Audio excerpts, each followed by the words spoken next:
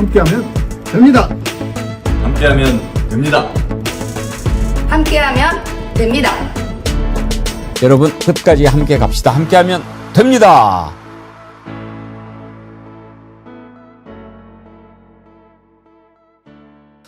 여러분 안녕하십니까, 백운기입니다. 새해 벽두 세계를 놀라게 한 트럼프의 베네수엘라 침공은 우리에게 많은 생각거리를 던져줍니다. 마약 밀수를 명분으로 내걸었지만 엄연한 주권 국가를 침공해서 현직 대통령을 체포하고 압송하고 그 나라를 이제 통치한다. 이래도 되는 걸까요? 이제 트럼프가 어디까지 갈지 예측하기가 힘들어졌습니다. 이러려고 그렇게 러시아에 쉽게 우크라이나를 넘긴 건가, 그런 생각도 드는데요. 트럼프는 지금 또 그린랜드도 넘기라고 노골적으로 압박하고 있지요. 문제는 이것이 엄연한 현실이라는 겁니다. 사실 강대국이 힘을 앞세워서 이런 식으로 해버리면 유엔이고 국제법이고 다 공허해지게 되는 거죠. 이제 중국과 러시아는 또 어떤 식으로 나올지 두려움이 엄습합니다. 오늘 이재명 대통령이 시진핑 주석과 정상회담을 하는데 이럴 때마다 우리가 힘을 키워야 되겠다 하는 생각 더욱 간절해집니다. 생방송 백운기의 정치 1번지 출발합니다. 2026년 새해 여러분 힘내시라고 정어리몰이 준비한 겁니다. 고창 민물장어 자포니카, 제일 좋은 품종이 자포니카래요. 이걸로 준비했는데 여러분이 주문을 하시면 그때 손질을 해가지고 보내드립니다. 미리 잡아놓으면은 이게 퍼삭퍼삭 이제 탱글탱글하지가 않는 거죠. 그래서 시간이 하루 조금은 더 걸린다고 그러니까 참고하시고 주문하시면 안에 이렇게 그 양념이랑 다 들어있어요. 바로 구워서 드시면 됩니다. 전자레인지 하셔도 좋고, 혹시 형편 되신 분은 숯불에 구우면 더 좋지만 숯불은 쉽지 않을 거고 에어프라이어에 해서 드셔도 좋고 맛있게 드시기 바랍니다. 몸에 좋은 장어 드시고 싶어도 비싸서 사실 잘 못 먹죠. 1kg만 해도 막 6, 7만 원 하지 않나요? 근데 이번에 1kg에 25,900원. 그래서 그런지 막 2, 3kg 이렇게 주문하시는 분들이 많은데 잘하신 겁니다. 맛있게 가족들하고 드시고 힘차게 새해를 시작해 보시기 바랍니다. 온라인으로 주문하는 거 나 불편해. 그러면 전화로도 주문 가능합니다. 1551-3158로 전화 주시면 친절하게 접수 도와드릴 겁니다. 정어리몰 많은 사랑 부탁드립니다. 네, 주말 잘 보내셨습니까? 주말에 트럼프의 베네수엘라 침공 참 많은 사람들이 놀랐지요.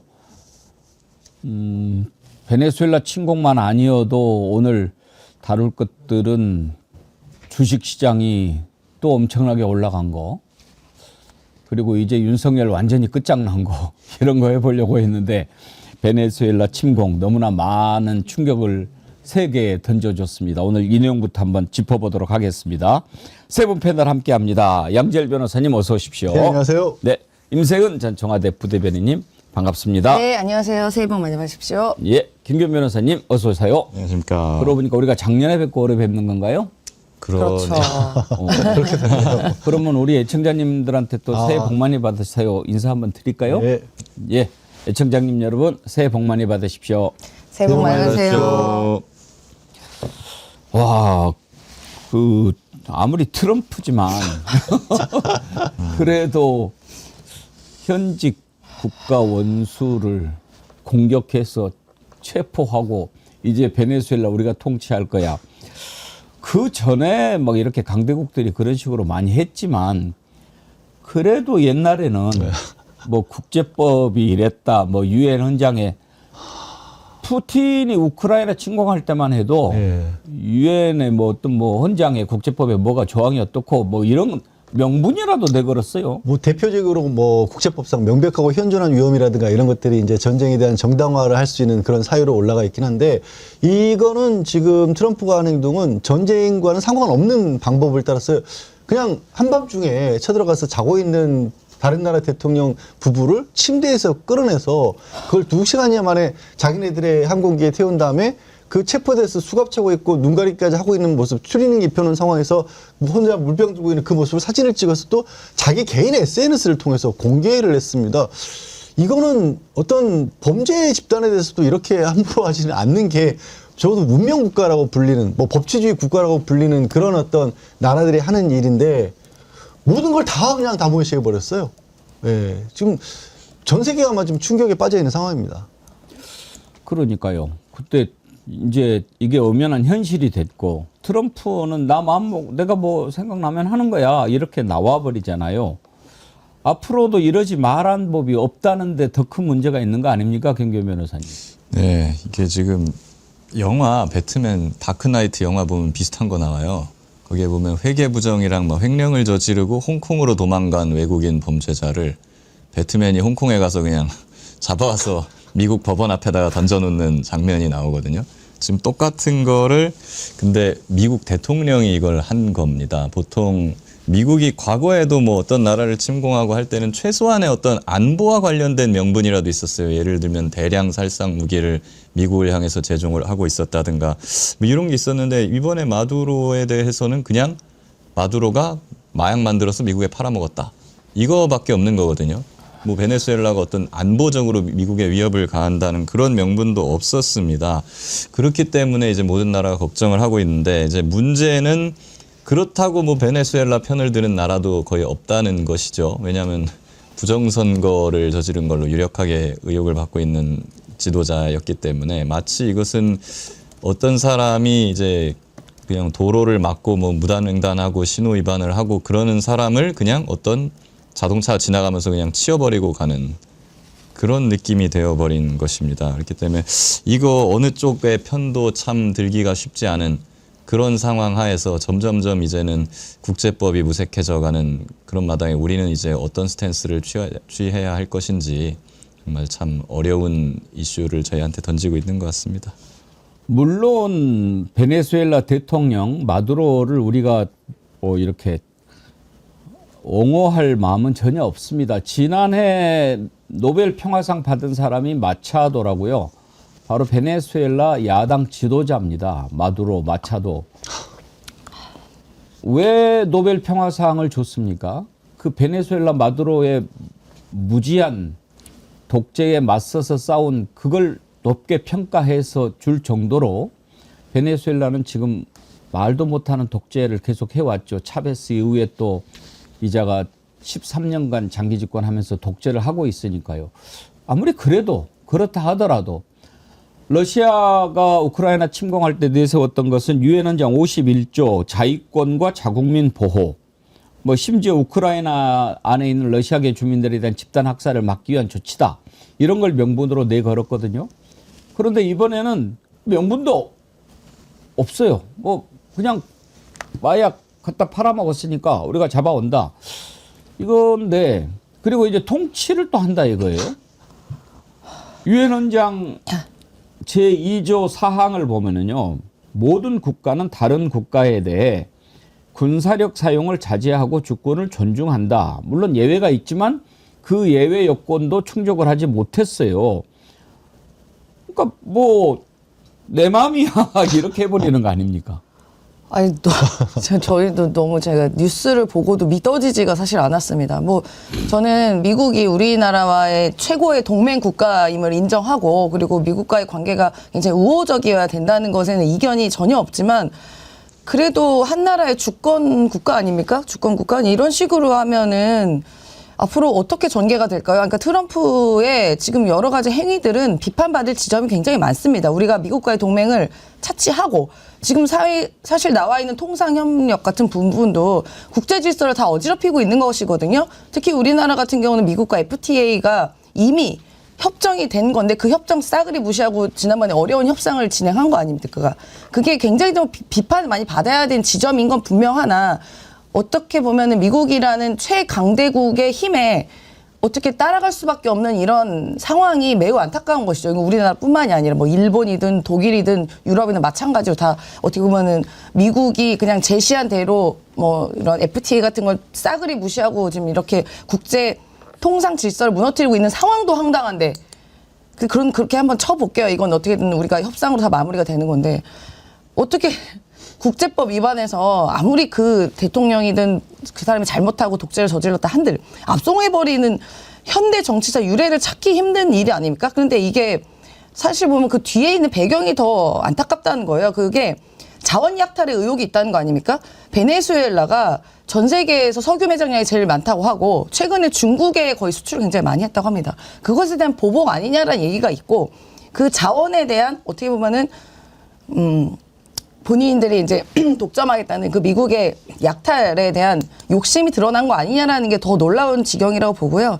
일단은 저희는 이런 뭐 자세한 입장은 사실 내기가 많이 어려운 지점인 건 맞고 가장 중요한 건 베네수엘라에 있는 우리 교민들의 안전 문제가 가장 또 중요하고요. 또 우리 한미 관계와 또 베네수엘라와의 또 교역 관계도 분명히 있기 때문에 굉장히 또 이게 외교력이 또 중요한 상황이다라고 생각이 듭니다. 부산이 대위님 노벨상 안 줘서 빡친 것 같습니다. 그 점도 있어요. 그 점도. 이제 트럼프가요 이런 식으로 하는데 이렇게 되면 이제 우리가 그동안에 사실 국제법이라고 하는 게 얼마나 힘이 있었겠습니까만은 그래도 국제법을 만들어서 각 나라가 여기를 좀 지키려고 노력하고 그러면서 세계 질서가 유지가 돼 왔던 것 아니겠습니까? 유엔은 이제 그러면 뭐가 됩니까? 더 헛개비가 돼버린 거죠. 이렇게 트럼프가 자기 마음대로 하다 보니까 이제 또 그동안에 그린랜드 있잖아요. 지금 덴마크령으로 되어 있는데 야, 그 그린랜드도 우리한테 넘겨. 이렇게 지금 하고 있어요.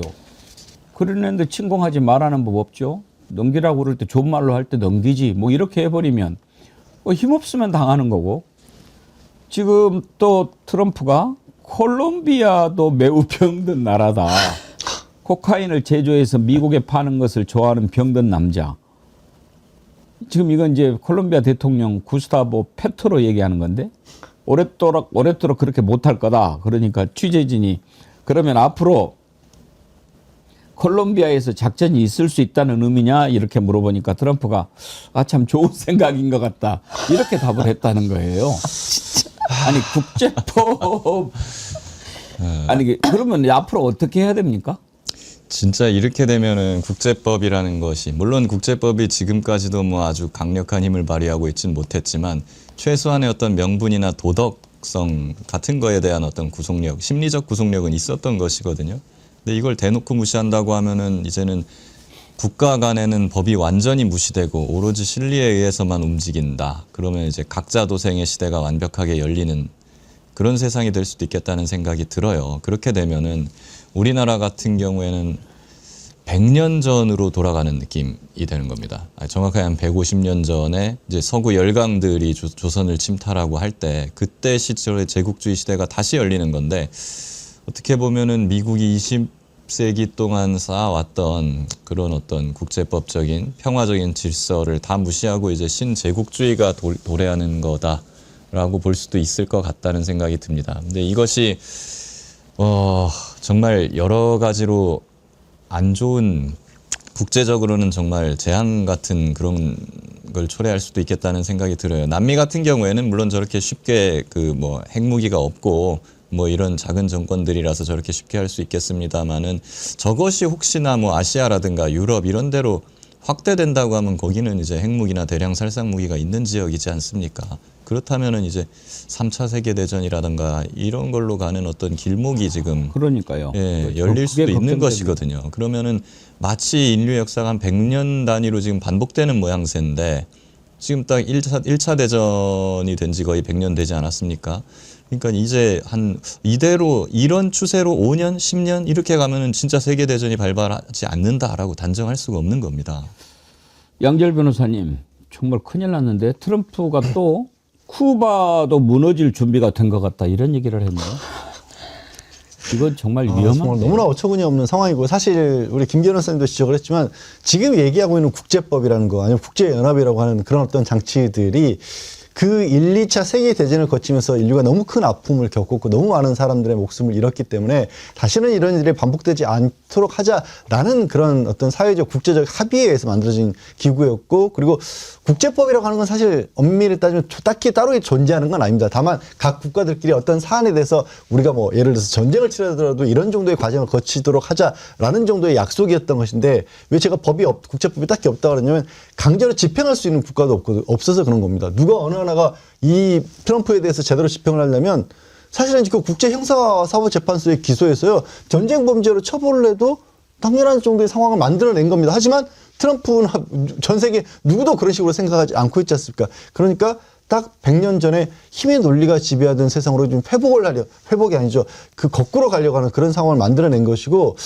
그나마 이제 남미 같은 경우에는 참으로 답답한 것이 그 나라들마다 가지고 있는 어떤 경제력이라든가 군사력이나 이런 부분도 좀 미흡한 부분도 있고, 또 미국에 상대적으로 워낙 의지를 많이 해왔기 때문에 일종의 대립각을 세울 만한 힘을 가진 국가들도 없습니다. 근데 이게 남미가 그런 정도로 깨지게 되면, 그러면 지금 구소련으로 상징되는 러시아 같은 경우, 좋아, 그럼 앞으로 소련도 예전에 소련 시대로 돌아갈 거야 라고 하면서 주변 동유럽 국가들에서 힘을 쓰기 시작하면 중국은 어떻게 또 가만히 있겠습니까? 러시아의 경계를 맞대고 있고 지금 중국이 얼마나 경제적으로 또 앞서가고 있습니까? 그러면 진짜 다시 이 분쟁지대로 이 지구상 자체가 바뀔 수 있는 그런 위험을 트럼프 한 자가 지금 저지르고 있는 겁니다. 미국이 이렇게 힘을 이용해서 그냥 제재 없이 마음대로 해버리면 어떤 문제가 생깁니까? 그러면 이제 약한 나라들은 항상 불안하죠. 부시가 빈라덴을 사살하고 그랬을 때는 모든 국민들이 그자는 반드시 처단해야 된다라고 하는 공감대가 있었지만 법이나 헌장이나 이런 걸 떠나서 무슨 일을 하더라도 일단 세계 각국 국민들이 공통으로 공유하는 정서가 있지 않습니까? 그게 바로 상식이고 정인데, 트럼프의 이번 베네수엘라 침공을 보면서 우리가 걱정하고 두려워하는 게 바로 그겁니다. 상식이 무너지고 있다. 정의가 무너지고 있다. 언제 우리가 그런 걸 느꼈습니까? 윤석열 때 느꼈습니다. 윤석열 때 윤석열 집 마음대로 하는 걸 보면서 우리가 이러다가 이제 각자도생으로 가는 거 아닌가. 각자도생이라는 건 정말 무서운 단어입니다. 어떤 억울한 일을 당했을 때 내가 하소연할 때도 없이 그냥 오로지 내가 혼자 버텨야 되는 거. 이게 각자도생인데, 그렇게 되면 어떻게 이 세계 사회가 살아갈 수 있겠습니까? 이번에 트럼프가 마두로 압송하면서 뭐 이렇게 보고 기자들에게 얘기한 내용을 한번 들어보시죠. We are going to run the country until such time as we can do a safe, proper, and judicious transition. Our very large United States oil companies, the biggest anywhere in the world, go in, spend billions of dollars, fix the badly broken infrastructure. I'd like to do it quickly, but it takes a period of time. We have to rebuild their whole infrastructure. 지금요, 세계가 걱정하는 것은 바로 저겁니다. 왜 그러면 베네수엘라를 침공해서 마두로를 잡아왔느냐? 마약을 뭐 저기 하고. 근데 많은 세계 사람들은 다 압니다. 그거는 뭐 말장난에 불과하고 실제로는 욕심 때문이죠.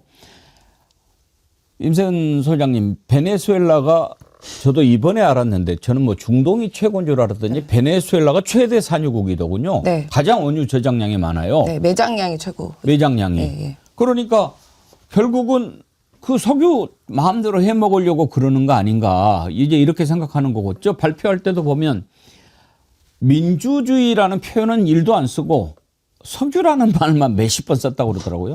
그런 면에서 트럼프가 참 투명한 건 맞아요. 그러니까 욕심, 야욕을 그냥 바로 드러내놓은 거잖아요. 실제로 쟨 대놓고 얘기하잖아요. 우리나라에 있는 석유 기업들 쉘 이런 데 있지 않겠습니까? 거기 가가지고 니네 석유 내가 다 뽑아 먹을 거야를 저게 예쁘게 얘기한 겁니다. 저게 사실은요. 그러면은 저런 논리로 가면은 이제 베네수엘라가 그 매장량은 최고고 생산량은 또 별개의 문제잖아요. 그러니까 매장량은 많은데 기술이 없고 자본이 좀 취약하다 보니까 이제 매장량에 비해 생산량은 적은 건데, 그러니까 눈에 보이는 거예요. 가까운 나라가. 그러니까 내가 가서 뽑아 먹을 게잖아요. 그러면 조금 더 나아가다 보면 이제 예를 들어 아랍에미레이트, 뭐 여기는 동맹국이긴 합니다만 요새 좀 사이 안 좋잖아요. 그리고 나중에 뭐 이란, 사이 안 좋은 나라도 하나씩 있을 거 아닙니까? 석유 매장량? 그럼 가가지고 한 명씩 잡아다가 야 우리가 이제 거기 가서 또 인프라 구축할게 하면 그 말도 이제 여기서 논리가 성립이 되는 거 아니겠습니까? 근데 아마도 이제 베네수엘라의 원유 수출이 상당 부분이 중국으로 가는 것에 대한 또 본인의 그 이런 걸 차단해야 되겠다는 마음도 있는 것 같아요. 그게 뭐 매장량이 많아서 그런 게 아니라 그렇게 따지면은 최근에 뭐 아랍에미레이트나 이런 나라들도 중국과의 원유 수출이 굉장히 활발하고 있는데 그럼 가면 기분 나쁘니까 중국에 수출하지 마 해서 또 가가지고 또 하는 법이 어디 있습니까? 이게 뭡니까 저게? 이게 국제 질서가 성립이 되는 거예요? 지금 2025년에?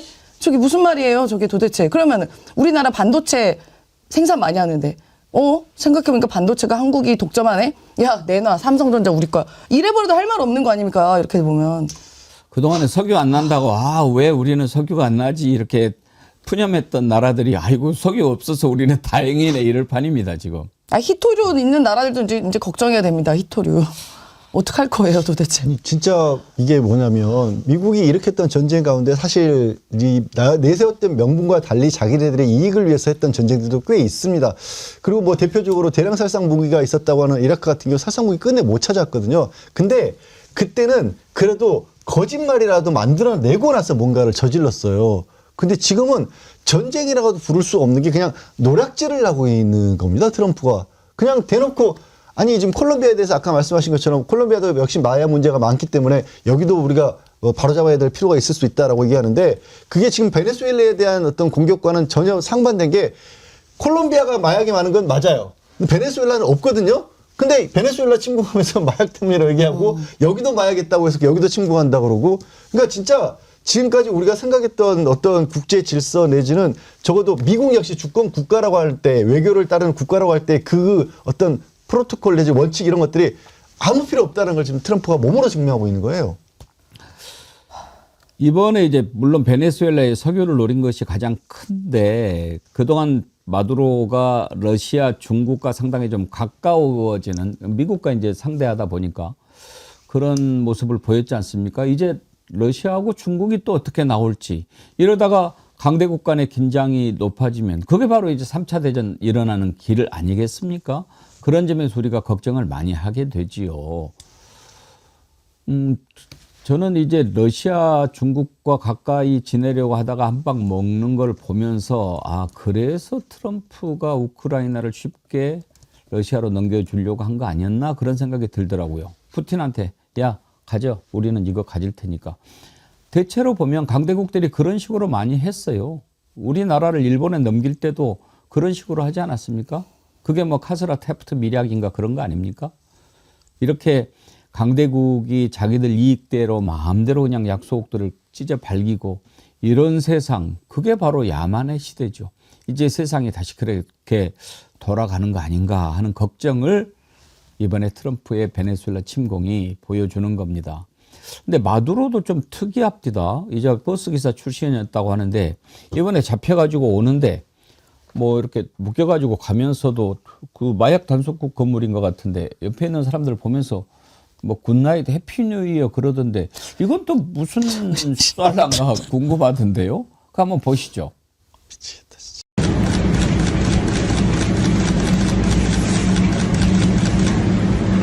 Good night. Good night. Happy New Year. 저건 또 뭐예요? 어떻게 봐야 돼요? 근데 이제 독재자였지 않습니까? 예. 그렇기 때문에 뭐 나 괜찮다라고 이제 허세를 부리는 일종의 뭐 그런 퍼포먼스가 아닌가. 딱 윤석열 생각납니다. 뭐 그런 것 같아 보입니다. 이제 네. 본인이 어쨌거나 지금 상황에서 뭔가 죄 지은 것처럼 이렇게 고개를 푹 눌러쓰고 막 이렇게 하면은 오히려 그나마 자기를 지지해 주던 베네수엘라 군부라든가 뭐 어떤 기득권 그런 사람들마저도 등을 돌릴 수가 있는 것이거든요. 그리고 지금 마두로는 베네수엘라 민중, 그러니까 국민들한테서는 굉장히 욕을 많이 먹고 있습니다. 그런 상황인데 오히려 여기에 대해서 난 괜찮다. 지금 오히려 트럼프랑 여기서 대립하는 미국 법정에 서서 이런 부당함을 호소하고 뭐 이런 거를 보이면은 이런 상황을 반전시킬 수 있겠다는 어떤 정치인으로서의 계산이 깔린 것이 아닌가 하는 생각도 해봅니다. 윤석열도 뭐 이기고 돌아왔다 뭐 그런 얘기 했죠? 네. 이제 그때는 이제 탄핵은 당했지만 구속됐다가 또 취소되는 과정에서 주먹 휘두르면서 이제 그런 얘기를 했었고 지금도 사실은 이제 이번 주에 내란 우두머리와 관련된 결심을 하는데 그 상황에서도 계속해서 그런 모습을 이어가고 있지 않습니까? 최소한 자기 지지자들이 자신을 버리는 일은 없도록 하기 위해서 그렇게 하고 있다라고 하는데 또 상황이 그렇게 지금 뭐 마두로 입장에서도 녹록치는 않아 보이는 게 이렇게까지 쉽게 체포가 됐다라는 얘기는 전면적으로 어떤 반대 세력은 없더라도 왜 우리가 뭐 영화 같은 데 보면 흔히 잘 나오는 게 있지 않습니까? 내부의 배신자 몇몇을 만들어내서 들어가는 통로라든가 아니면 위치라든가 이런 부분들을 확보해 놨기 때문에 미군도 이 작전이 가능했던 게 아닌가라는 얘기도 나오니까요. 그럼 이자 입장에서는 그럼 남아있는 그럼 자기의 베네수엘라 내부에 남아있는 살아있는 신복들을 나 아직 견제하다 이런 모습도 보여줘야 될 것 같지 않습니까? 근데 막 참 만만치 않은 인간은 만만치 않은 인간으로 보입니다. 하여튼 마두로도 정상은 아닌 것 같아요. 저런 자가 통치하고 있었으니 베네수엘라는 얼마나 힘들었겠습니까? 뭐 보니까 뭐 커피 한 잔 사 먹으려고 그러면은 돈을 10kg을 들고 가방에 가고. 배낭에 메고 가야 됩니다. 네. 하이퍼 인플레이션. 원래 베네수엘라가 지금 코로나 이전 이후가 굉장히 많이 달라졌는데 예. 코로나 이전에 비해서 지금의 베네수엘라는 하루 원유 생산량이 3분의 1까지 떨어졌다고 합니다. 그러니까 마두로가 윤석열처럼 그냥 나라를 개판으로 만들어낸 그렇죠. 것이죠. 뭐 이런 인프라에 대한 투자라든가 이런 걸 전혀 하지 않고 자기를 떠받들어주는 군부에만 아주 그냥 모든 것을 다 몰아주면서 이런 인프라 투자 같은 걸 소홀히 한 결과죠. 베네수엘라 국민들은 이번에 마두로 잡아간 것에 대해서 어떻게 생각하고 있는지 궁금해요. 일단 지금 부통령은 뭐 처음에 트럼프가 뭐 부통령도 오케이 했다라고 하던데 밖으로 나온 얘기는 우리나라 대통령은 아직도 마두로다 그러면서 미국을 규탄하더라고요. 베네수엘라 국민들은 어떻게 생각하고 있을까요? 좀 들어오는 게 있어요? 뭐 아직은 잘 모르겠습니다. 너무 당황했기 때문에 그 주말 새해. 근데 제대로 된 민주주의 국가라면 아무리 대통령이 좀 마음에 안 들고 제대로 된 통치를 못한다고 하더라도 다른 나라 국가가 저런 식으로 잡아간다면 국민들은 저항을 하죠. 우리나라 국민들 보십시오. 그 민주 시민의식이 가졌다면 절대로 미국이 우리나라를 함부로 할 수 없잖아요. 지금도 마찬가지고. 어떻게 보면 그게 그 시민의식이라고 좀 봅니다. 그래서 다행인 것은 우리나라는 시민의식이 굉장히 충만하고 다른 전 세계가 우리의 그 두 번에 있었던 탄핵 결과와 민주 시민의식을 지켜봤기 때문에 절대로 함부로 할 수 없다는 게 너무나 다행이다라는 생각이 들긴 합니다. 만약 정상적인 제대로 된 시민의식 갖고 있으면 저렇게 아무리 미국이다 하더라도 가만히 있지는 않죠. 대사관 뛰어가죠, 우리나라 같으면. 저렇게 지금 이제 벌어지는 상황을 보면서 상식을 가진 사람들이라면 그래 마두로 저런 자가 통치하면 그 나라가 안 되지 하는 생각하면서 그래도 엄연한 주권국가인데 그거를 뭐 다른 나라가 힘이 있다고 가가지고 그냥 무너뜨리고 야 너 일로 와 너 여기서 저 있어 그리고 저 나라는 우리가 통치할게 이런 식으로 가면은 안 되지 이렇게 생각하는 것이 상식 아닙니까? 그런데 국힘당은요 정말 상식이 없는 것 같아요. 난 그걸 국힘당 대변인이라고 하는 자가 이렇게 얘기할 수 있을까? 나 듣고도 트럼프가 베네수엘라 침공했을 때보다 더 놀랐어요. 뭐라고 얘기했는지 아십니까? 우리도 잘못하면 베네수엘라 짱 난다 이런 얘기를 하더라고요. 이게 정신이 있는 자입니까? 한번 들어보시죠. 베네수엘라의 몰락은 결코 남의 나라의 이야기가 아닙니다. 과도한 돈풀기와 권력의 독주, 야권 탄압과 언론 압박이 일상화된다면 대한민국 역시 같은 길로 접어들 수 있습니다. 지금이라도 우리는 이 경고를 직시해야 합니다. 역사와 국제 사례는 미래를 읽는 중요한 나침반입니다. 대한민국이 베네수엘라가 되지 않도록 막아야 합니다. 무슨 말이야? 자기들 얘기를 하는 것 같은데요. 이제 뭐 보면은 마두로가요. 자기의 반대파 정적을 마구잡이로 잡아들이고 구금하고 심지어는 불법적으로 처형을 했다는 혐의를 또 받고 있습니다. 그래서 수천 명의 베네수엘라 국민들을 또 감금하기도 했어요. 그리고 부정선거를 일으켰죠. 원래 마두로가 선거에서 질 걸로 재작년에 예상이 됐었는데 뭔가 석연치 않게 투표소가 막 폐쇄되고 막 그랬다가 짜잔 하면서 마두로가 당선이 됐습니다. 이래갖고 이거 지금 불법적으로 집권을 하고 있는 어떤 그 대통령도 아닌 거거든요. 그런 상황이었고 이제 돈을 막 풀었다고 하는데 뭐 어쨌거나 인플레이션 일으키고 국가 재정을 파탄을 냈죠. 자 보세요. 자기 반대파를 막 잡아 가두고 죽이려고 했습니다. 그리고 뭐 부정선거에 빠져갖고 막 이런 이상한 주장을 했어요. 그리고 세수를 뭐 60조, 30조 막 이렇게 펑크를 냈어요. 그냥 무차별로 막 감세를 해주고 뭐 이상한데 돈 쓰고 이래가지고 이 윤석열 얘기하는 거 아닙니까? 그리고 우리나라는 마두로 같은 윤석열 때문에 망할 뻔했었죠. 그랬다가 다행히도 이제 시민들께서 빛의 혁명을 일으켜주신 덕분에 마두로 같은 독재자를 몰아내고 이제 재건을 하려고 하고 있는 상황인데 여기서 국민의힘이 뭔가 굉장히 착각을 하고 있는 것 같아요. 저 얘기를 하고 있는 국민의힘 대변인은 마치 지금 자기들이 오히려 지금 마두로의 대변자 흉내를 내고 있는 것입니다. 굉장히 좀 착각을 하고 있다. 그렇게 볼 수 있겠습니다. 조용술 저런 대변인이 있었어요? 네. 있어요. 그냥 논평, 이상한 논평 많이 내가지고 제가 반박 논평도 많이 내기도 했는데. 조용히 술만 마시지 뭐. 그러니까요. 이름도 딱 술이 딱 들어갔는데 어디 술 한 잔 먹고 논평했는지 모르겠습니다. 어떻게 저런 말을 대변인이 하는가?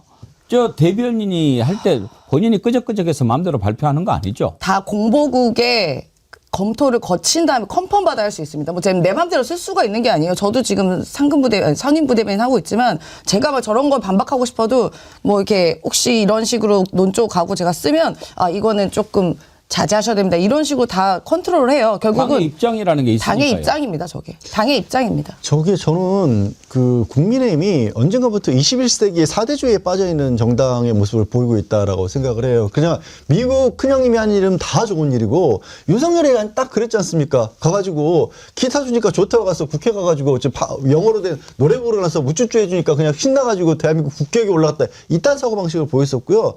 윤석열 체포 구금된 뒤에 윤석열 주변에 지금도 윤핵인 외치고 이런 사람들 무슨 얘기가 돌았습니까?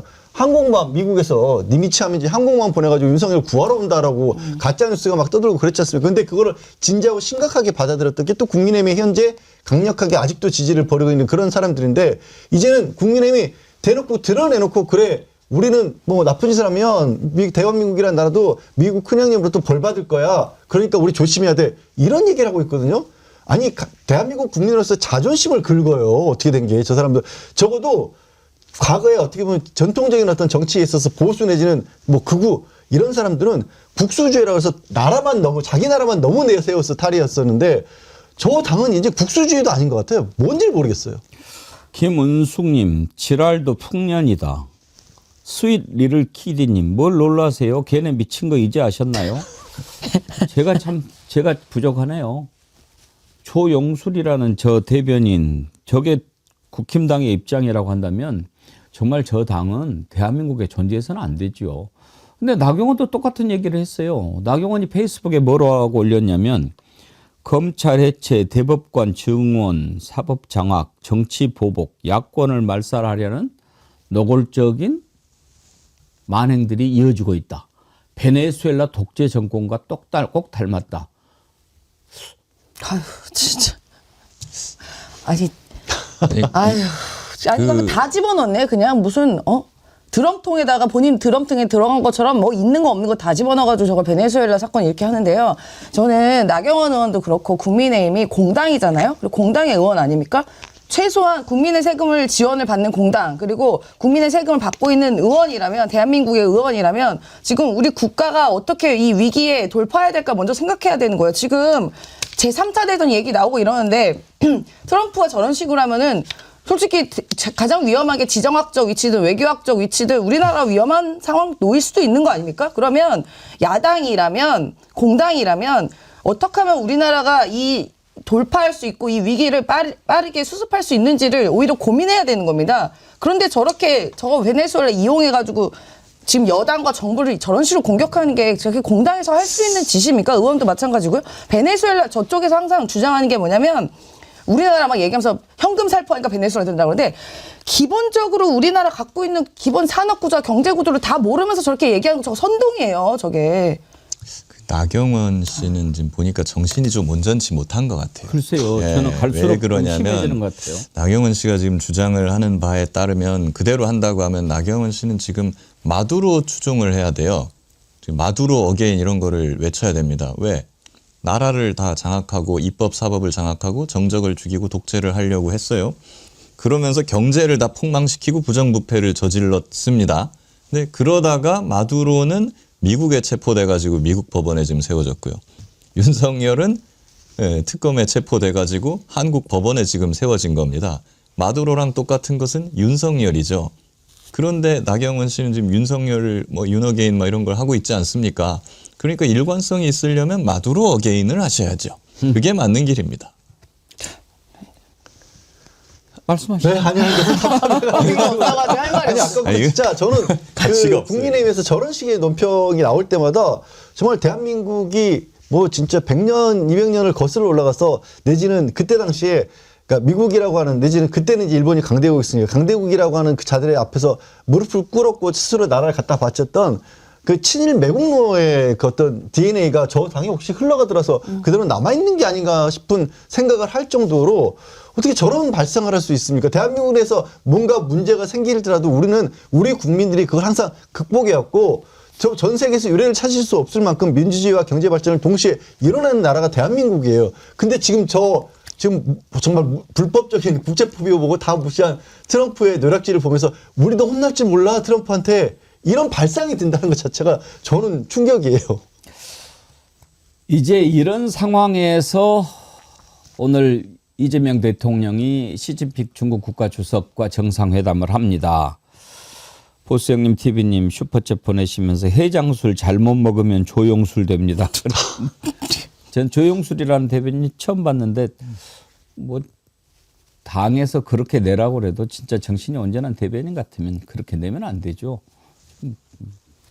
집단적으로 다 저러니까 뭐 대변인이라고 별 수 있겠습니까? 근데 뭐 집단적으로 저러는. 장동혁 체제 하에서 네. 좀 정신이 온전한 사람들은 대부분 나갔어요. 자, 근데 이제 이재명 대통령 오늘 이제 한중 정상회담에서 다뤄야 할 것들이 참 많은데 일단은 상당히 기대를 갖게 하는 정상회담입니다. 시기적으로 새해 첫 우리 대통령의 정상 외교 대상이 중국이라고 하는 어떤 상징적인 의미, 그리고 중국 입장에서도 새해 처음으로 맞는 국빈이 대한민국의 이재명 대통령 아닙니까? 그런 점에서 새해 앞으로 이제 이재명 대통령과 시진핑 주석이 한중 관계에 대해서 정상회담을 하기 전에는 여러 가지 조율이 되는데 새해 첫 정상회담을 한국과 중국이 갖기로 한다. 이건 뭔가 좀 좋은 시그널이라고 볼 수가 있죠. 지금 중국과는 지난번 사드 배치 이후에 상당히 관계가 멀어졌고 윤석열 때는 아예 그냥 극단적으로 갈라졌으니까 이제 그런 것을 다시 봉합하는 그런 단계인데 이제 중국의 가장 그 아킬레스건이라고 그럴까요? 뭐 이렇게 선이라고 하는 게 이제 대만 문제 아닙니까? 중국은 하나의 중국을 얘기합니다. 여기에 대해서 뭐 다른 이야기를 하거나 중국을 건드리면 상당히 좀 중국이 튀죠. 그래서 지금 중국과 일본은 다카이치 총리가 그 발언을 한 뒤로 매우 지금 아주 그 어느 때보다도 안 좋은 관계로 가고 있고 여기에서 얼마나 이재명 대통령이 지혜롭게 대처하느냐 아주 중요한 한중 관계 만들 수 있습니다. 정상회담을 앞두고 중국 CCTV와 이재명 대통령이 인터뷰를 했는데 거기에 하나의 중국과 관련해서 질문이 나왔습니다. 이재명 대통령 답변을 들어보시죠. 자, 저 답에 일단 이 표현이라고 하는 게 매우 중요하죠. 하나의 중국을 존중한다. 이건 인정한다와는 또 다른 의미가 있는 것 아니겠습니까? 임세훈 소장님, 네. 방금 이재명 대통령의 답변 어떻게 평가하십니까? 그러니까 저 실용 외교를 저는 본격적으로 보여줬다고 보고요. 예전부터 대통령께서는 조금 이렇게 정제되지 않은 언어로 어떻게 얘기했냐면 양안 문제, 그러니까 중국과 대만 문제에 있어서 어떻게 되든 우리가 왜 개입하냐, 우리만 잘 사면 된다, 이런 식으로 이야기를 하셨어요.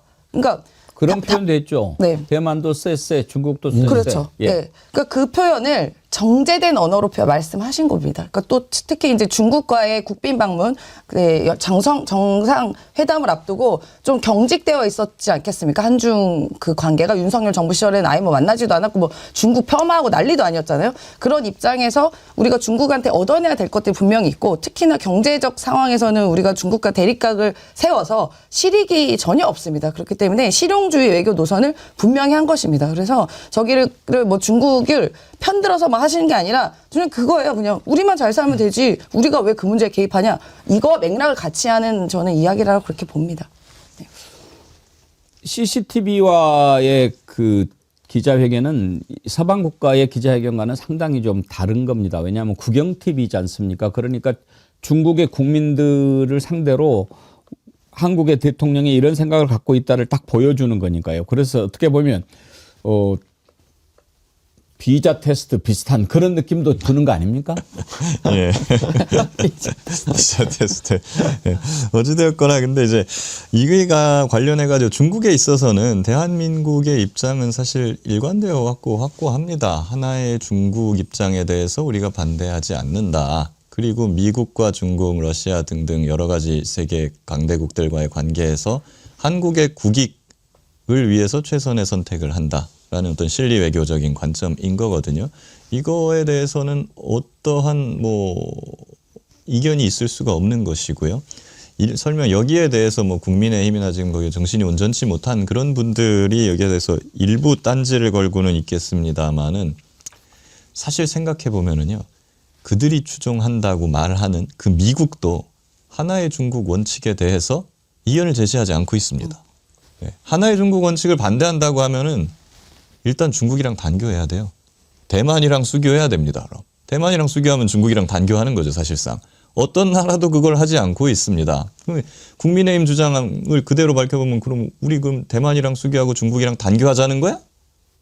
이렇게 되물을 수밖에 없는 것이죠. 할 수 없잖아요. 국민의힘도 그게 안 된다는 걸 다 알고 있으면서 그냥 내부 정치적 공격용으로 그런 주장을 하고 있는 것입니다.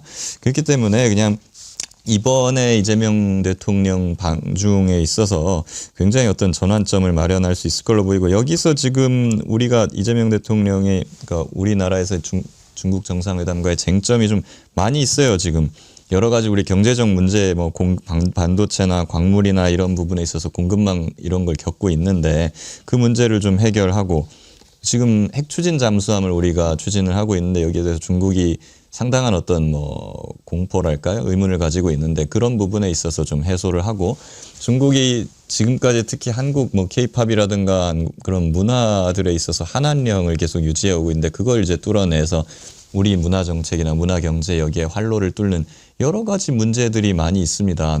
여기에 대해서 대만이라든가 하는 그런 정치적인 문제만을 내세우면 이런 현실적인 문제들을 우리가 해소를 할 수가 있겠습니까? 그러니까 경제는 경제인 거고 안보는 안보인 거죠. 그럼 별개로 지금 가는 거고 이재명 대통령이 아주 잘하고 있다고 저는 봅니다. 어때요? 양재열 변호사님. 이번에 한중 정상회담은 시기적으로 봐서는 우리가 좀 기대를 갖게 하는 그런 회담 아닙니까? 참 묘하게도 정말 공교롭게도 트럼프의 이런 무도한 행위가 벌어지는 가운데에서 한중 회담이 또 열리게 돼서 그 부분에 대해서 또 기대할 수가 있는 부분이 생겼고요. 중요한 역할이 생겼고 지난번 경주에 다녀간 이후로 그 중국 교민들을 통해서 알려진 부분이 하나가 있었어요. 뭐냐면 국내 메신저 카카오 이거 그전에는 못 쓰게 막았었거든요. 막는다고 얘기도 안 하고 그냥 안 됐었다는 거예요. 근데 그 경주 다녀간 이후부터 갑자기 그게 되더라는 거예요. 풀어준다고 얘기도 안 해요, 중국은. 그냥 되더라는 겁니다. 그러니까 분위기 자체가 중국 내부에서 조금은 한국에 대해서 우호적으로 바뀌었다라는 것이고, 그리고 아까 이제 트럼프 얘기를 하면서도 잠깐 나왔지만 베네수엘라 석유를 중국에서 80%가량을 지금 수입을 해오고 있었고, 또 베네수엘라에서 나오는 석유 원유에 맞게끔 중국 공장들은, 중국 정유회사들은 또 구조를 갖추고 있었답니다. 그게 다른 어떤 원유들하고 좀 다른 부분이 있어서. 그래서 중국으로서는 사실 트럼프에게 이 에너지 불에서 목줄을 잡힌 그런 상당히 위험한 상황이고, 여기서 이 대한민국이라는 나라가 어떤 식으로 그럼 균형을 잡아주느냐가 생각보다 크게 좌우할 수 있는, 미국 입장에서 대한민국이 어떻게 미국과 이 손을 잡느냐, 미국에 대해서 우호적인 입장을 유지하느냐, 이런 부분들. 그러니까 균형 외교라는 거를 공교롭게도 우리가 가운데 설 수 있는 그런 위치에 나와 있는 거거든요. 일본 같은 경우는 이 다카이치 막말이라든가 좀 심한 말 때문에 그걸 할 수 있는 처지가 또 못 돼요. 일본은 더 우리보다 미국주의에 치우쳐 있기 때문에. 그래서 의외로 저희가 염려했던 아까 세계가 다시 한번 제3차 세계대전으로 가는 그런 신냉전 국가로 가는 데 있어서 풀 수 있는 구도를 대한민국이 지금 쥐고 있다라는 부분이고, 천만다행인 게 거기서 그 시기에 이재명 대통령이 갔다라는 게 한편은 정말 천만다행이기도 합니다. 자, 그런데 경제 전문가 임세은 소장님 오셨으니까 이거 한번 물어볼게요. 오늘도 코스피가 지금 115.80 올라가지고 4,425.43이거든요, 현재. 네. 4,400을 뚫었는데 한중 간의 정상회담에 대한 기대 그렇지만 이제 미국이 베네수엘라 침공하고 막 이런 식의 변수도 있고 그런데 우리 중시는 이렇게 올라가는 것은 어떻게 분석해야 됩니까? 그러니까 보통은 이렇게 전쟁 위기가 생겼고 특히 이제 미국발 전쟁 위기가 생기면 다음 날에 코스피나 코스닥 폭락하거든요. 폭락하죠. 폭락하거든요. 근데 신기하게 최고치를 경신하는 것 자체가 굉장히 신기한 모습이라고 보여지고요. 그만큼 우리나라 시장에 대한 신뢰가 반영된 거라고 봅니다. 특히 이번에 한중 정상회담을 계기로 그동안 막혀 있었던 경제적 활로가 뚫어질 거다라는 기대가 전 충분히 반영이 됐다고 보거든요. 그런 부분도 반영이 됐고 주가 지수라고 하면은 그게 이제 경기 선행 지수라고 보통 평가받기 때문에 여러 가지 경제 정책이나 앞으로의 방향들이 굉장히 우호적이고 더 특히나 우리나라뿐만 아니라 그 내부에 뿐만 아니라 전 세계적으로 투자자들이 매우 신뢰받는 시장으로서 이미 약간 인정을 받았다라고 생각이 듭니다. 물론 일부는 거품이 있을 수도 있다라고 얘기를 하긴 하지만 뭐 안에서 오늘 4,400 뚫었지만 내일은 또 좀 내려갈 수도 있어요. 근데 원래 시장 원래 급락을 하다가 내려갔다 올라갔다가 다져주면서 올라가고 있는데 매우 튼튼하게 올라가고 있다는 것은 대부분의 전문가들이 하는 이야기입니다. 그래서 첫 번째는 이런 악재도 불구하고 저렇게 올라갔다는 것은 이미 그러니까 한중 정상회담에 대한 기대가 굉장히 많이 반영됐다. 그래서 이런 악재가 대한민국에는 오지 않을 거다라는 경제적 기대라고 해석을 하고 있습니다. 그리고 이제 약간 이 회색 코뿔소 얘기가 요즘에 많이 나왔지 않습니까? 약간 그런 느낌도 있어요. 베네수엘라 이번 사태가 우리나라 경제 안보에 미치는 영향은 단기적으로는 상당히 제한적일 수밖에 없고 오히려 호재로 작용할 수는 있습니다. 베네수엘라 원유 생산량이 3분의 1로 줄었다 했지 않습니까? 근데 미국이 이제 들어가가지고 만약에 그 인프라 투자를 해갖고 원유 생산량을 다시 올려놓으면 유가는 떨어질 것이고 그렇게 되면은 이제 전 세계 경제에는 전반적으로 좋은 영향이 있을 걸로 보여져요. 그런 부분이 반영된 게 아닌가 싶기도 하고 거기다 근데 플러스로 문제는 이제 아까 말했던 국제법적 질서가 완전히 무너지고 각자 노생의 시대로 가는 것 아니냐라는 위기감이 상당히 있습니다만은 당장은 유가가 내려가니까 좋은 거 아니냐 이게 지금 더 여기에 사람들은 다 꽂혀 있는 것이고 국제법적 질서가 무너지고 있다라고 하는 것은 에이 그래도 설마 여기 아시아 유럽까지도 전쟁이 일어나겠어? 라고 아직까지 사람들이 생각하는 게 강하기 때문에 그 회색 코뿔소처럼 아이 저 코뿔소는 우리한테 오지 않을 거야 이렇게 생각하는 부분도 분명히 있는 것 같아요. 이게. 윤석열이었다면 제가 확실하게 말씀드릴 수 있는 건 지금 만약 윤석열 정부였는데 베네수엘라 사태가 일어났다고 치면요. 뭐 지금 4,400도 돌파할 일도 없었겠지만 그냥 블랙 먼데이입니다. 블랙 먼데이. 대처할 수 있는 능력이 안 되기 때문에 윤석열 정부는. 그다음에 이재명 정부가 이런 국제적인 이런 위기가 리스크도 관리할 수 있다라는 믿음이 있기 때문에 올라갔다고 봅니다. 아직도 2000이겠죠. 뭐. 1000대일 수도 있습니다. 윤석열 때였으면. 오늘 아침 우리 사무실에 희비가 교차했어요.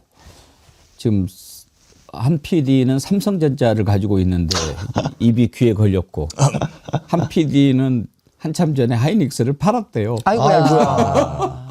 그래가지고 아이고. 아주 땅을 치고 있던데 또 뭐 조정장이 곧 올 수도 있으니까 네, 안 사신 분들은 뭐 그때 김기현 변호사님 비트코인은 얼마인 줄 아세요? 지금? 9만 달러 초반대 아니었습니까? 야 비트코인이 오늘 오른 것만 241만 4천 원이 올랐네. 야. 그래가지고 지금 1억 3,400.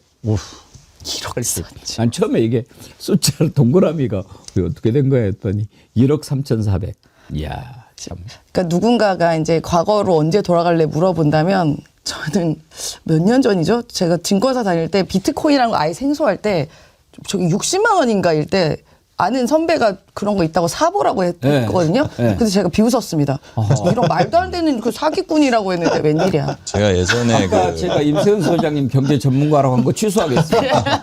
그런 저도 점은 실체 없는 거에 대해서 믿음이 없었기 때문에 그때 선배가 야, 이런 거 한번 사봐라 했을 때 아 지금 선배 사기꾼이에요 이랬는데 웬일이야. 진짜 너무 원래 그때로 경제학자가 돌아가고 싶습니다. 돈을 못 번다고 합니다. 맞아. 이런 걸로 하면 제가 또 선두주자인데 예전에 IT 업체를 제가 운영한 적이 있거든요. 오. 예, 2013년, 12년. 그때 저희 개발자가 비트코인이라는 게 있는데 이게 앞으로 엄청나게 클 거니까 사야 예, 된다고 예. 저한테 소개를 해준 적이 있어요. 제가 그때 뭔 뚱딴지 같은 소리냐 이러고 말았는데 뭐 이제 예, 그 개발자는 연락이 안 됩니다. 그 개발자는 투자를 했겠죠. 했겠죠. 뭐 그 선배는 지금 회사를 차렸더라고요. 그때 비트코인 네, 10,000원이었어요. 거래소를. 그렇죠. 비트코인 막 나왔을 때 그 사람들 그러니까 말 참 조심해야 돼요. 사람들한테 영향을 많이 줬던 게 유시민 작가 발언이었어요. 이건 안 된다. 그렇게 이야기를 해가지고 많은 사람들이 좀 평가절하했었거든요. 진보는 확실히 돈 버는 데는 재주가 없어요. 맞아. 삼성전자 오늘만 7,400원 올라가지고 13만 5,900원인데, 야, 아무튼 삼성전자 사신 분들 축하드립니다. 예, 더 올라갈 수도 있고. 지난주 토요일 날 삼성전자 올랐다고 막 그 PD가 좋아하길래 뭐 내가 쓸데없는 소리를 해가지고 불안했었거든요. 더 오를 거야 그랬는데 만약에 안 올랐으면 이제부터 매치기만 아닌 거예요. 박소영님, 저는 기분이 너무 좋습니다. 이 대통령 얼마 만에 코스피 5천 가겠는가라고들 얘기할 때 2년, 3년 얘기할 때 저는 1년이라고 말했기 때문에 저는 주식은 없지만 너무 기분이 좋습니다. 그래요. 주식 얘기 나온 김에 지금 이렇게 거침없이 올라가는데 이 정도면은 5천은 정말 뭐 상반기쯤 뭐 다음 달에도 될 것 같이 보입니다. 그러니까 그런 건 있긴 해요. 그러니까 공부를 좀 예를 들어서 반에서 60명 반 중에 60등이었던 사람이 조금 공부하면은 많이 올라가잖아요. 근데 이제 이미 이제 한 10등 정도 됐을 때는 5등, 4등, 3등 되기 어려운 것처럼 4,300 정도 됐으면 이제 오르는 폭은 조금 적어질 수는 있습니다만 적어도 이재명 정부 안에 5천은 무난하게 달성될 거다라고 대부분이 이야기를 하고 있고 빠르면 올해가 될 수도 있고 하죠. 근데 또 지나친 기대를 하게 되면 또 많은 분들이 또 투자는 굉장히 조심해야 되니까 하여튼 잘 될 거는 같습니다. 네, 5천. 오, 깜보야님, 저는 6만 전자대 3 크크크 대박. 이야. 오. 깜보야님 친하게 지내십시다. 자, 지난 주말에 주식시장 이렇게 확 오르는 것도 반가운 소식이었고 또 하나 이제 참 의미 있고 반가운 소식이 윤석열에 대한 구속 영장이 발부가 된 거였지요. 물론 지금 구속돼 있는데 우리가 1월 16일까지 갈 것 없이 이제 구속기간 6개월은 확실히 연장이 됐으니까 이제 결국은 윤석열은 이제 끝난 거 아닙니까? 지난번에 직위원이가 탈옥시켜줘가지고 짧게 누린 그 마지막 햇빛이 제가 보기에는 이제 윤석열 인생의 마지막 햇볕인 것 같은데 김규현 변호사님 이제 예. 걱정 안 해도 되는 거죠? 나올 걱정은? 예, 물론 뭐 까보기 전까지는 100% 단정할 수는 없겠습니다만은 사실상 윤석열은 거의 끝났다. 다른 일은 없을 것이다라고 보실 수 있을 것 같습니다. 근데 다만 오히려 저는 지금 윤석열을 걱정하는 것이 아니고요. 윤석열은 끝났습니다. 한덕수나 뭐 이런 사람들도 김용현도 다 끝났습니다. 다만 문제는 그 밑에서 이 내란의 중요 임무에 종사해 왔거나 부하 수행했거나 거기에 동조했으면서도 그걸 숨기고 지금까지도 현직에서 암약하고 있는 수많은 실무자들입니다. 지금 그것을 헌법존중 TF에서 걸러내려고 열심히 노력을 하고 있고 아마 이번 달이나 다음 달쯤에 되면 어느 정도 윤곽이 나올 걸로 보이긴 합니다만은 너무나도 많다 보니까 이 사람들을 걸러내는 데 있어서 상당히 지금 애를 먹고 있다라는 정보들이 여기저기서 들려오고 있어요. 그럼 왜 그러냐면 이제 일단 사람이 없어요. 일할 사람, 웬만한 사람들 다 배제를 시켜놨고 나머지 인원들이서 지금 하고 있는데 조사해야 될 사람은 너무 많기 때문에 인원이 역부족이고 특히나 그 사람들은 또 조사하는 사람 공무원을 앉혀놔서 조사를 하게 하니까 공무원이 공무원을 조사하고 있는 형국이거든요. 아무래도 소극적으로 될 수밖에 없습니다. 그 공무원들은 같이 한솥밥을 먹던 식구들이고 게다가 또 이렇게도 생각한다는 거예요. 5년 뒤에 또 어떻게 될지 모른다. 그렇기 때문에 이제 소극적으로 일을 할 수밖에 없는 형국이라 여기에 지금 민간 조사단이라도 넣어야 되는 것 아닌가 싶은 생각이 있어가지고 좀 많이 걱정이 됩니다. 이 부분에 대해서도 우리 민주 시민들이 많은 관심을 가져주셨으면 좋겠습니다. 이제 1월 달에 주요 재판들이 쭉 이어지죠. 우리 재판 그 일정을 좀 정리해 놓은 표 있죠. 우리 정어리 PD가 여러분들 그 이해하기 쉽게 1월 중에 재판 주요 일정 정리해 놓은 게 있습니다. 일단 이번 주 금요일에 윤석열 내란 우두머리 사건 결심 공판이 있고 16일 날은 이제 첫 번째 선고가 내려집니다. 특수공무집행 방해 관련해서요. 징역 10년 지금 구형된 상태죠. 그러면은 윤석열 내란 우두머리 사건 결심 공판 1월 9일 날 있다면 양재열 변호사님 저때 구형을 하는 겁니까? 네, 그렇습니다. 그때 이제 뭐 두 개밖에 없어요. 내란 우두머리이기 때문에 사형이냐 무기징역이냐 둘 중에 하나로 예. 가야 되는 그런 상황인 거고, 그게 지금 구형을 하고 나서면 한 달 반 정도, 지금 직연재판부에서는 2월 초 내지 중순을 얘기하고 있어서 한 달 정도면 나올 오래 것 걸릴 게 같거든요. 뭐가 있어요? 그 뭐 결론이 나왔다고 하는데, 그래도 사형이냐 무기징역이냐를 가지고 구형하고 거기에 대해서 판단하는 어떤 것들, 이제 증거를 판결문을 완성하는 데 있어서는 그동안 나왔던 많은 증언들을 또 종합하는 것도 필요하거든요. 근데 뭐 이 내란 우두머리냐 아니냐에 관한 판단은 이미 명백히 내려졌다고 보고 양형만 남아 있습니다. 양형이 둘 중에 하나라고 할지라도 그래도 뭐 범죄 전후의 어떤 상황 같은 것들, 그리고 이 범죄를 스스로 인정하고 반성하고 있냐, 이런 부분이 가장 큰 건데, 아시다시피 범죄 전후에 내란을 일으키고 나서 국회에서 해제 가결이 됐는데도 불구하고 2차 내란을 계속하려는 그런 정황이 있었고요. 범죄 이후에.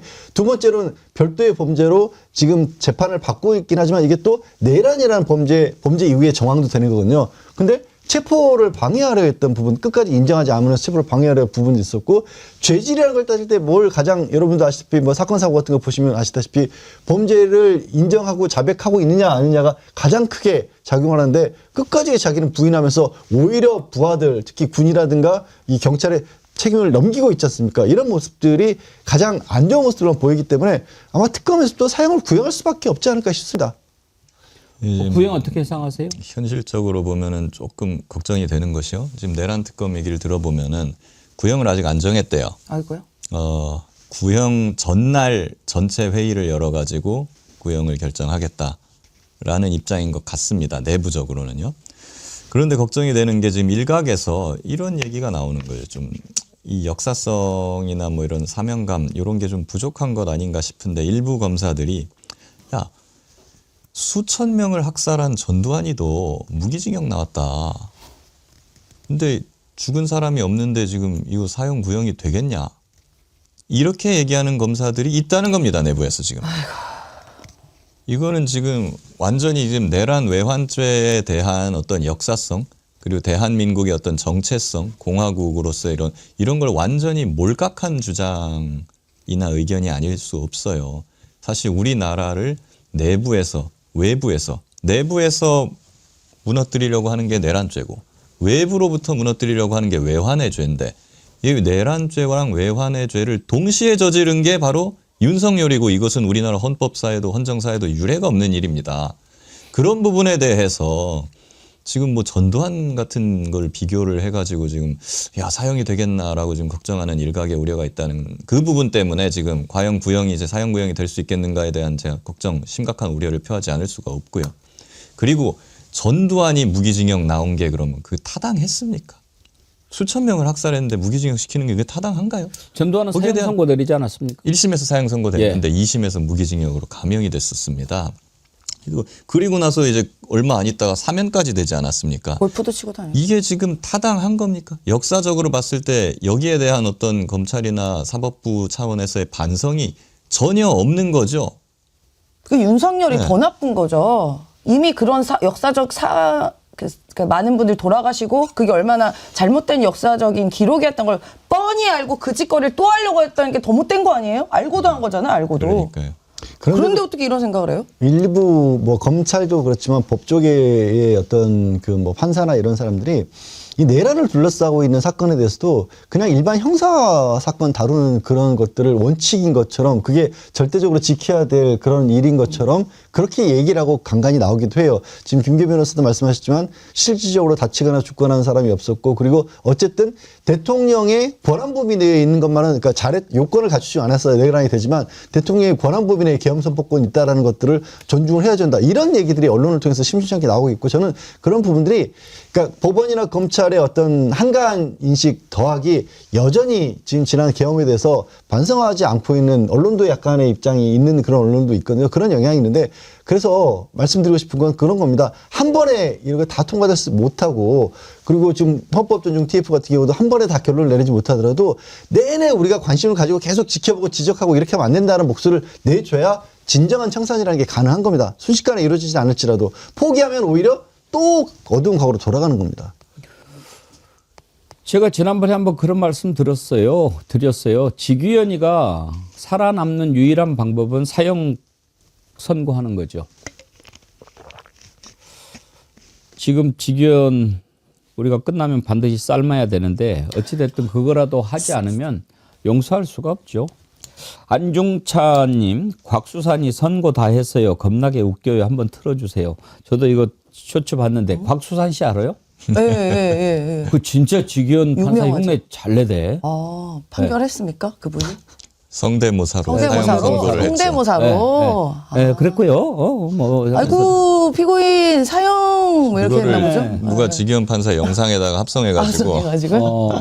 재미있게 아주 정말 보고, 야, 곽수산 씨 언제 한번 모시고 한번 들어봐야 되겠어요. 너무 재밌게 잘. 아유, 그러니까 왜 막았어요? 아이고, 참, 뭐 그러면서.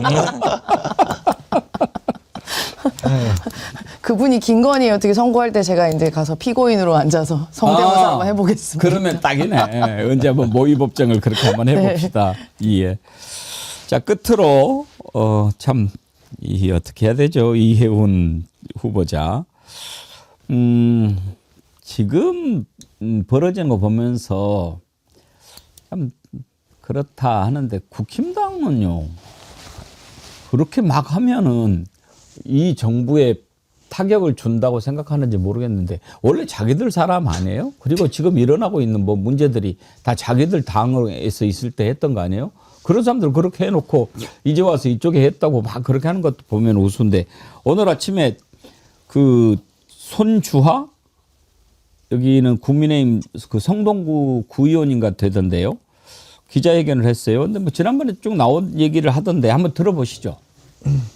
이혜훈 장관 후보자는 전직 3선 의원이자 당협위원장이라는 힘을 이용하여 지역구 당원들을 갈라치기 함과 동시에 지역구 시구 의원들에게는 갑과 을의 관계로서 본인에게 충성하도록 길들이는 등 당협위원장의 권한을 사유하에 조직을 통제의 대상으로 만들었습니다.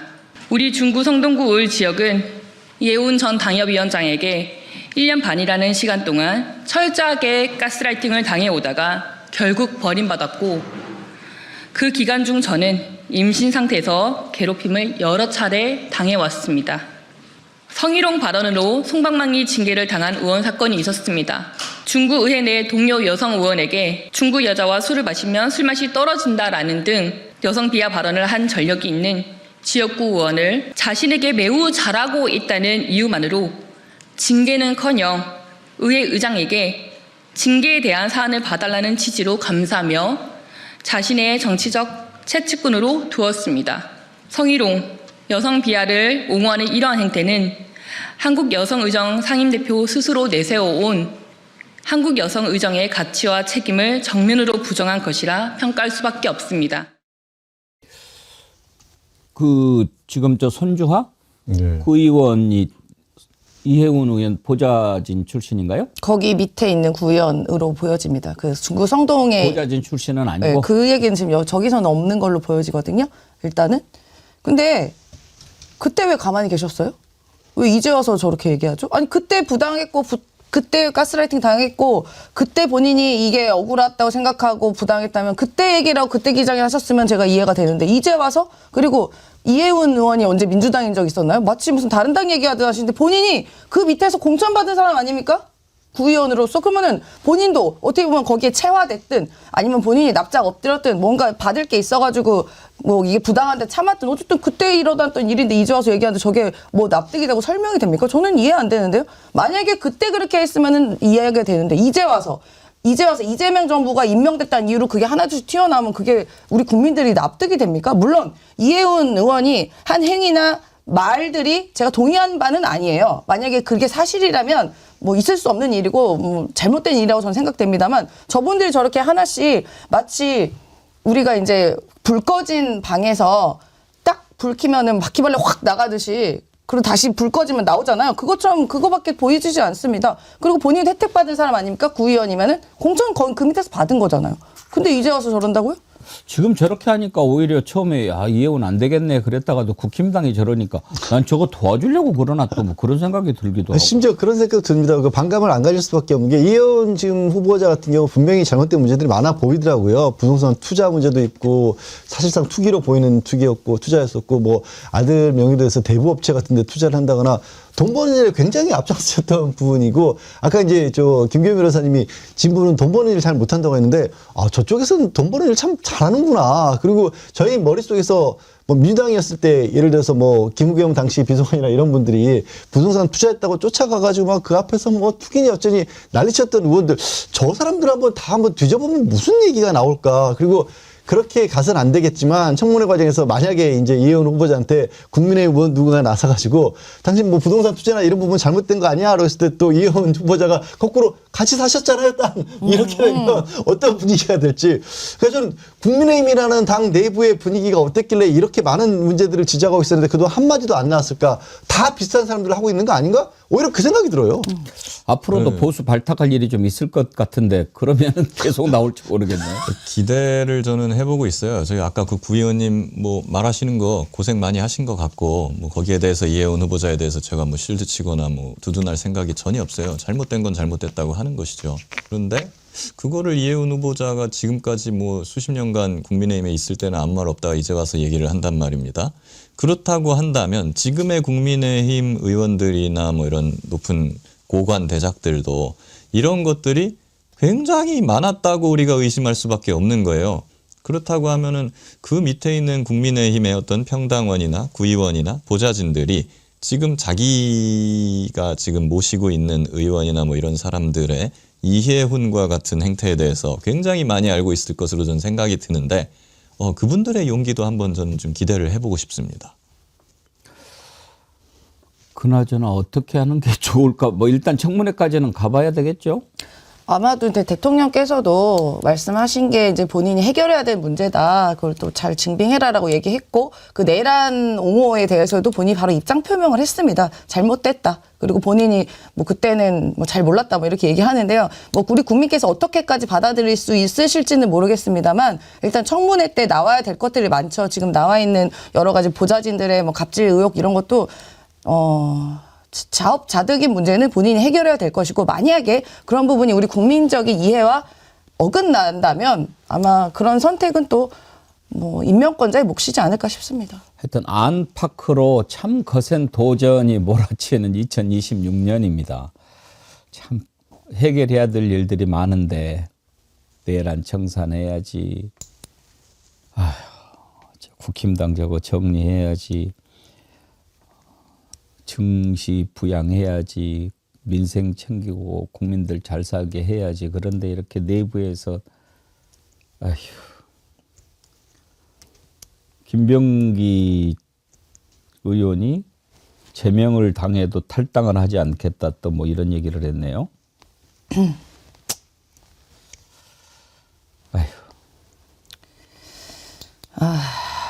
좀 어떻게 안 돼요? 아니 이제 이게 좀 이렇게 얘기 드리면 저희도 참 민주당의 입장으로는 부끄럽고 죄송할 일이죠. 어떻게 국민께 실망을 드린 점 너무너무 죄송한데요.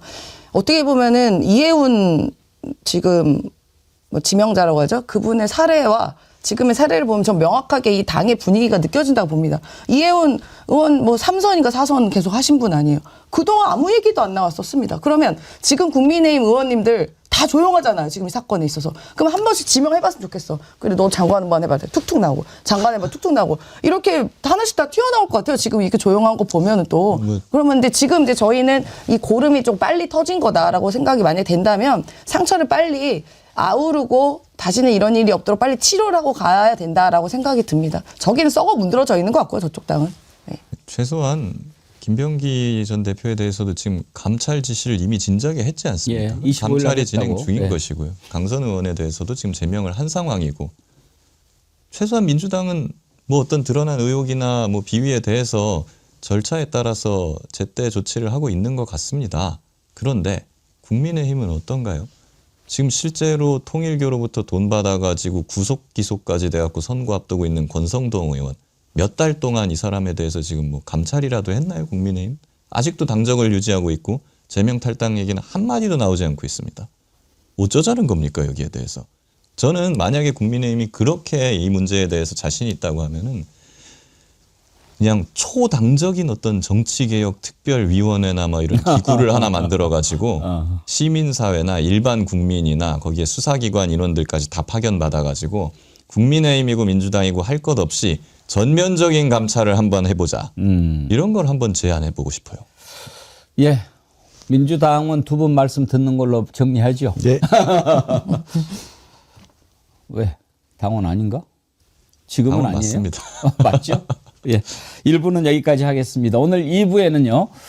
이번에 이제 원내대표 선거가 민주당 11일 날 있지요. 원내대표 후보로 나선 한병도 의원 만나보도록 하겠습니다. 여러분 기대해 주시고요. 1부 함께해 주신 양지열 변호사님, 임세은 소장님, 김기현 변호사님 다음 주에 뵙겠습니다. 수고하셨습니다. 네, 고맙습니다. 고맙습니다. 네.